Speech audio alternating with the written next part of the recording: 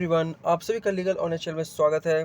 दोस्तों, इस वीडियो में जो जूरिस्प्रूडेंस का जो हमारा पेपर 18 तारीख को आप लोगों का होने वाला है, उससे रिलेटेड जो भी क्वेश्चंस जो हमारे एग्जाम में पूछे जा सकते हैं, वही क्वेश्चंस मैं आप लोगों को करवा रहा हूं। तो ये बहुत ही इंपॉर्टेंट क्वेश्चन है। Possession in fact and possession in law, वास्तव में कब्जा और कानून में कब्जा का क्या डिफरेंस, तो दोनों में क्या अंतर है। चलिए एक उदाहरण से पहले हम समझते हैं। जैसे नौकर और मालिक का उदाहरण ले लीजिए।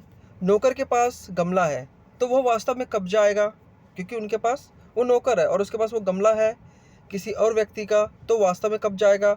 और अगर यही गमला मालिक के पास है तो यह एक कानून में कब्जा आएगा। देखिए, कानून ज़्यादातर उन्हें फ़ायदा देता है जिनके पास वास्तव में कब्जा होता है।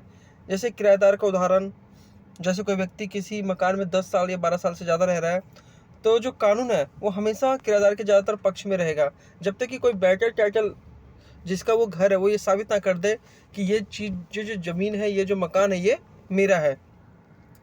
वास्तव में कब्जा, जब किसी चीज़ पर भौतिक रूप से कब्जा होता है। एक उदाहरण और समझते हैं। जैसे तोते को पिंजरे में होना, तब तक उस भौतिक रूप से कब्जा है, लेकिन जैसे वो पिंजरे से आज़ाद हुआ, कब्जा खत्म। इसे डिफैक्टो भी बोलते हैं। पोसेसन इन लॉ को डी जूरियस भी बोलते हैं। कानून के नज़र में कब्जा होना कानून द्वारा मान्यता प्राप्त और सुरक्षित है। वास्तविक कब्जा आप थोड़ा विस्तार से समझते हैं। इस प्रकार का कब्जा किसी मूर्त संपत्ति की भौतिक अभिरक्षा को संदर्भित करता है, मतलब उसको बताता है। किसी संपत्ति पर वास्तविक कब्जा रखने वाले व्यक्ति का उस पर भौतिक नियंत्रण होता है, मतलब ऐसा नियंत्रण जैसे आप उसको ऐसा वस्तु जिसको आप छू सकते हैं। ठीक है। इसके दो आवश्यक तत्व है।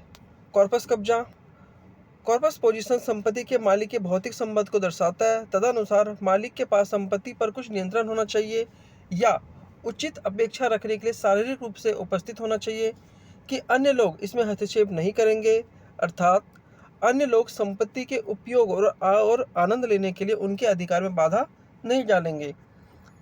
कानूनी कब्जा, पोसेसन इन लॉ। देखिए, कानूनी कब्जा तब मौजूद होता है जब कोई व्यक्ति निर्धारित कानूनी तरीके से, जैसे बिक्री करके, बिक्री विलेख, किराया समझौता या वसीयत के माध्यम से किसी संपत्ति पर दावा करता है। इस मामले में मालिक बिना किसी विवाद के उस संपत्ति पर कब्जा कर लेता है और उस संपत्ति का आनंद लेता है। एक कानूनी कब्जा एक किराएदार भी हो सकता है, जहां एक किराएदार अपने मालिक के साथ पट्टा समझौते में प्रवेश करने के बाद कानूनी रूप से एक संपत्ति में रहता है। दूसरी ओर ऐसी स्थितियां भी हो सकती है जहां किसी व्यक्ति का संपत्ति के साथ भौतिक संपर्क नहीं है, लेकिन फिर भी उसके पास कानूनी अधिकार है। चलिए इनका कुछ डिफरेंस समझ लेते हैं। वास्तविक कब्जा और कानूनी कब्जा। देखिए, वास्तविक कब्जा आपको समझ में आ गया होगा कि किसी संपत्ति के भौतिक कब्जे को संदर्भित करता है, और कानूनी कब्जा किसी संपत्ति के कानूनी कब्जे को संदर्भित करता है। वास्तविक कब्जा में क्या होता है? वैध दस्तावेज अनुबंध के समर्थन के बिना वास्तव में कब्जा कानूनी रूप से अपरिवर्तनीय है, मतलब कानून उसको लागू नहीं करेगा अगर आपके पास वैध दस्तावेज नहीं है। इधर ही अगर हम कानूनी कब्जा की बात करें तो किसी संपत्ति का वैधानिक कब्जा कानूनी रूप से लागू करने योग्य होता है। बिना कानूनी कब्जे के किसी संपत्ति पर भौतिक कब्जा रखने वाले व्यक्ति अपना हित किसी अन्य व्यक्ति को हस्तांतरित नहीं कर सकते, मतलब वो उसको बेच नहीं सकते हैं।